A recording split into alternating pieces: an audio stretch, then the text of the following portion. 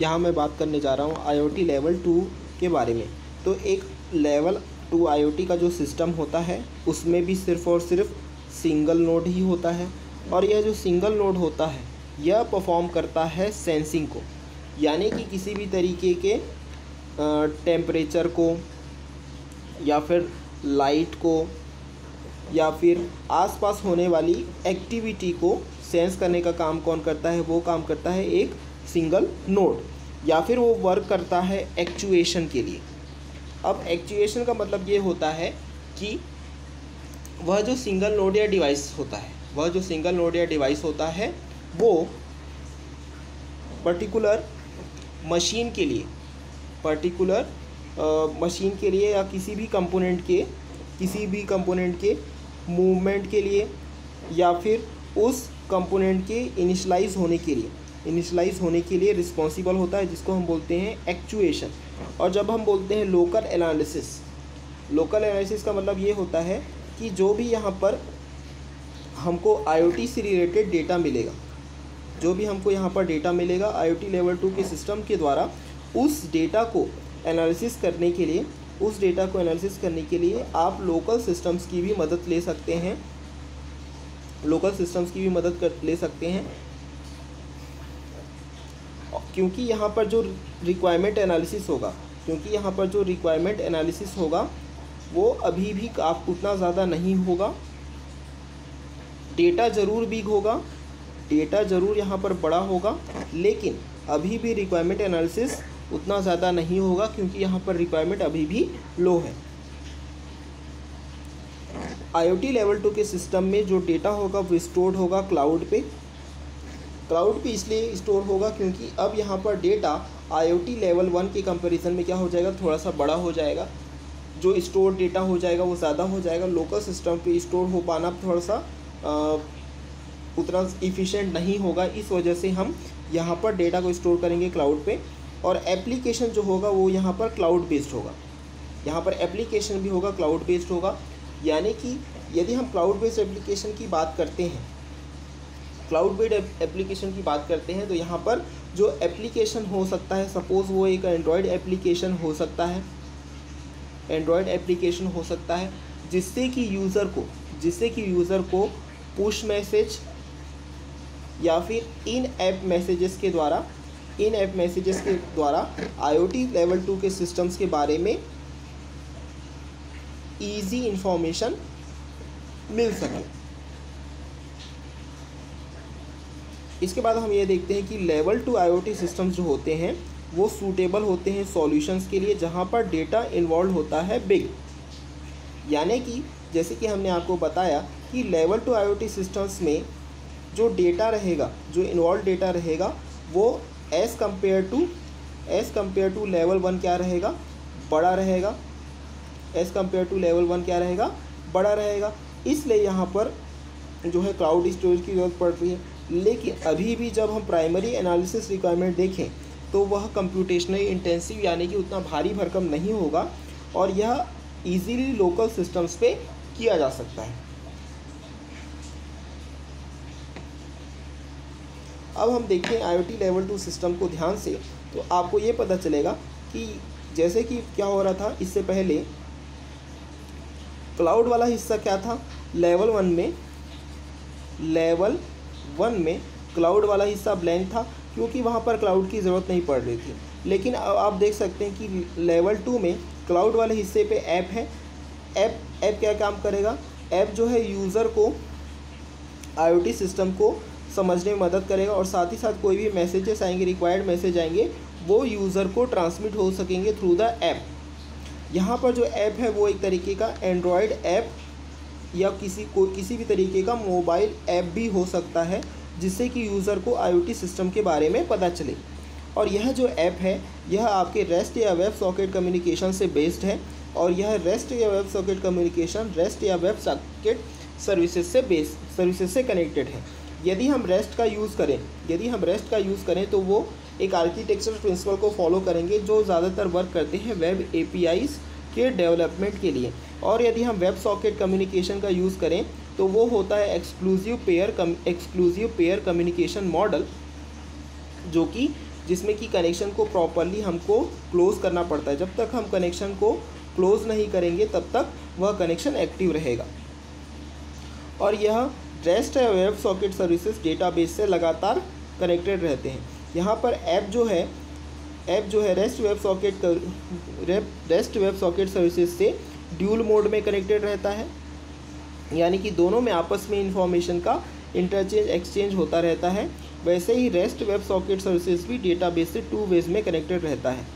यहाँ पर rest web socket services controller services से क्या रहता है, कनेक्टेड रहता है। यहाँ पर कंट्रोलर सर्विसेज ऐसे सर्विसेज होते हैं जो कि टास्क एग्जीक्यूशन के लिए कॉन्फ़िगरेशन वगैरह करने में हेल्प करते हैं। साथ ही साथ रिसोर्सेज से लगातार इंफॉर्मेशन शेयर होते रहती है about the temperature and other things. और डिवाइसेस जो होते हैं ये एक्चुएशन वगैरह के टास्क के लिए हेल्पफुल होते हैं। और क्या होता है, हर बार यहाँ पर एक मॉनिटरिंग नोड एनालिसिस परफॉर्म करते हुए जो भी रिक्वायर्ड स्टोरेज है उसको क्लाउड में भी ट्रांसफ़र करने में हेल्प करता है। यदि हम बात करें लेवल 2 IoT सिस्टम्स के बारे में, तो लेवल 2 IoT सिस्टम में यदि हम एग्जांपल की बात करें तो वो हो सकता है एक स्मार्ट इरिगेशन सिस्टम, यानी कि एक तरीके का सिंचाई से रिलेटेड सिस्टम होता है जो कि जनरली यूज़ होता है आपके फार्म्स में, खेत में यूज़ होता है। अब जब भी हम बात करते हैं एक स्मार्ट इरिगेशन सिस्टम के बारे में, तो स्मार्ट इरिगेशन सिस्टम कुछ इस तरीके से होता है कि सबसे पहले एक स्मार्ट इरिगेशन सिस्टम को यूज़ करने के लिए आपको इस स्मार्ट इरिगेशन सिस्टम से रिलेटेड एक एंड्रॉयड या फिर मोबाइल बेस्ड ऐप को यूज़ करना होता है, जिसमें सबसे पहले आप लॉगिन करोगे। ठीक है, लॉगिन करने के बाद जो भी आपका यूज़र नेम या पासवर्ड होगा उससे आप क्या करोगे, उस पर्टिकुलर इरिगेशन सिस्टम पे लॉगिन करोगे। जब आपने इरिगेशन सिस्टम पे लॉगिन कर लिया, लॉगिन करने के बाद आप ऑन या ऑफ का कमांड दोगे। अब यह जो ऑन या ऑफ का कमांड हम देंगे, यह ऑन या ऑफ का कमांड जो रहेगा वो आपके सेंसर्स के ऑन या ऑफ से रिलेटेड रहेगा। सपोज़ हम क्या कर चुके हैं, हम SIS यानी कि स्मार्ट इरिगेशन सिस्टम पे हम लॉगिन कर चुके हैं। ठीक है, लॉगिन कर चुके हैं।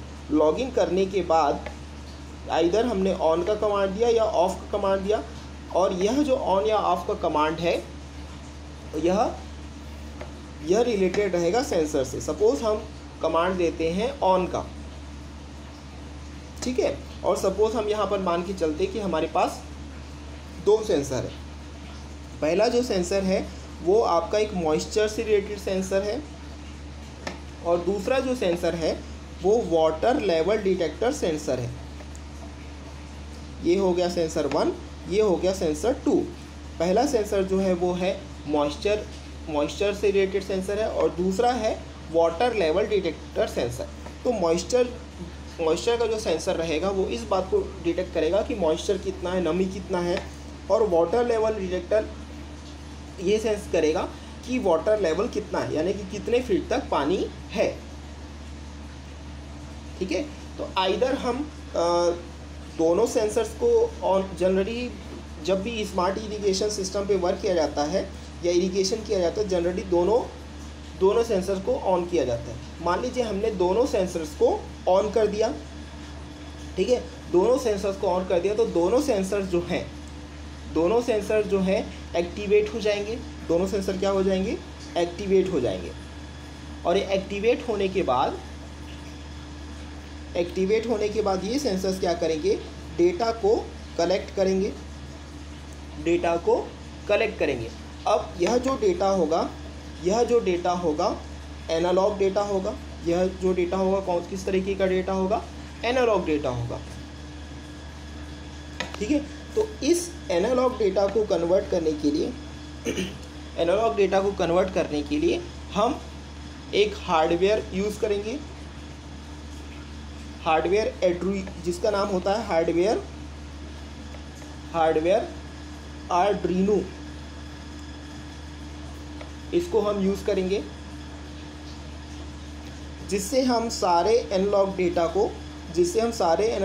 को एक डिजिटल डेटा में कन्वर्ट करेंगे। अब इस डिजिटल डेटा को हम आर्डुइनो के सॉफ्टवेयर में आर्डुइनो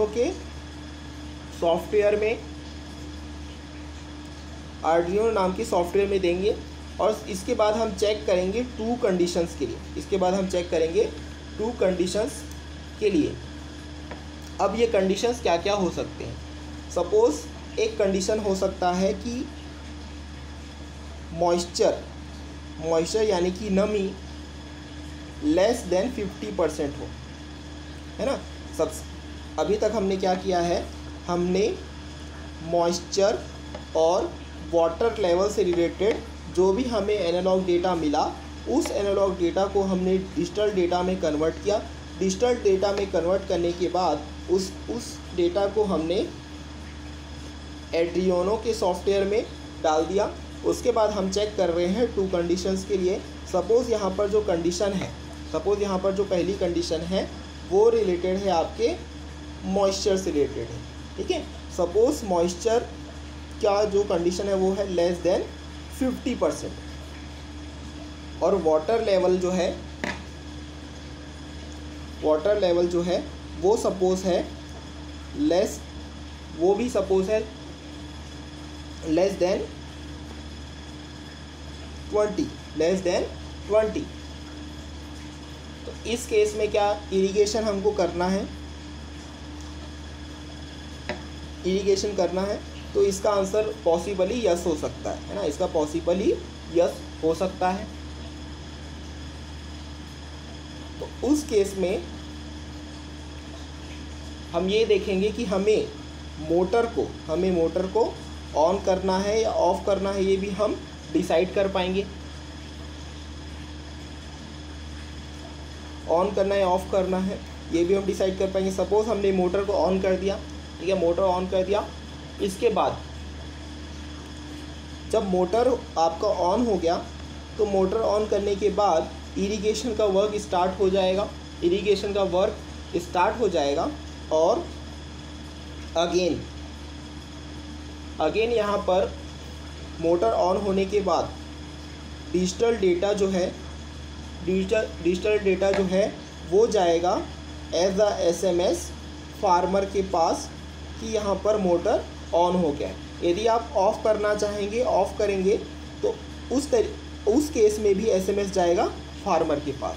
तो यहाँ पर जो लेवल 2 का जो एक एग्ज़ाम्पल है वो है स्मार्ट इरिगेशन सिस्टम।